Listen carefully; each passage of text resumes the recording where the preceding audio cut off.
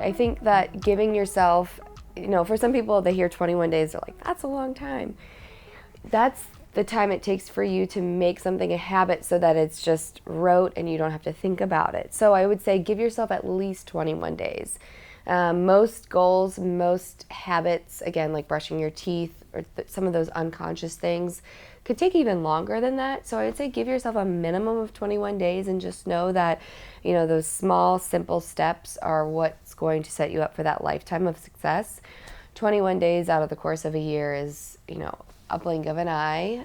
I feel like the past 2 years of, COVID have been a blink of that. So think about how much you could have, built onto that if we take those small steps. So 21 days, absolutely, especially when we're thinking about food, which is something that incorporates so much of our day. It's important that we really give it that focus.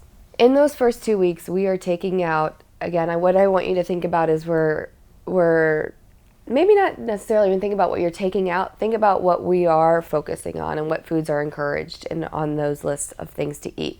We're still getting carbohydrates from things like our fruits, our vegetables.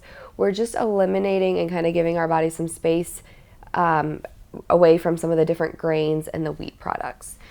Unfortunately, so much of what is pervasive in our country are processed carbohydrates. You go out to dinner and you get the chips or the bread basket, and it's just, then it's, what are we having for dinner? It's, there's always, that seems to be the focus in so many cases. And in a lot of those cases, we become lenient on those and we don't really know how much are kind of sneaking in. Our gut is our second brain.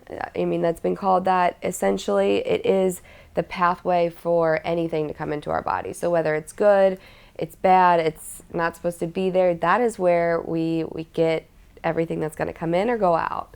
It's one of the largest organs, and so giving it that same respect that we give to our heart, our brain, is super, super important. It's just not like the attractive or sexy, muscles, but it is a muscle. It's got all of the different innervated tissue, and so essentially there is more bacteria in our body than most of us want to give credit to too. We've got more bacterial cells in our gut than probably, living cells in the rest of our body. We have to make sure that our gut is healthy because we want to keep out the bad and keep, again, that nutrition and all of the different vitamins and minerals being absorbed.